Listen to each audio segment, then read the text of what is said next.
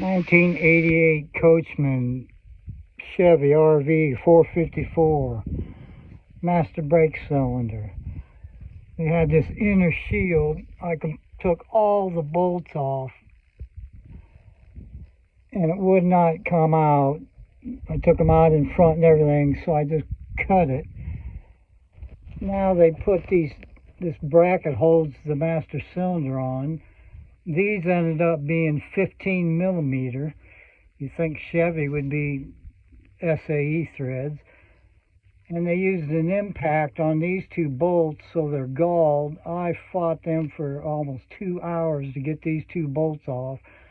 The nuts are back inside this frame channel, and I just got them both loose. I got one brake line loosened with my flare nut, and then the other one's right here.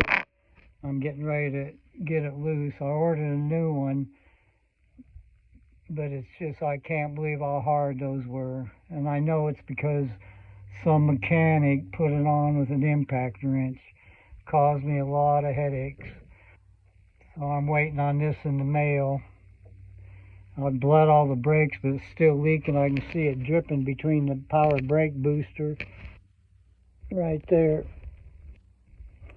So I think the master cylinder's leaking. It's cheaper just to buy a new one. So if you ever have to change a master cylinder on your motorhome, it's not easy.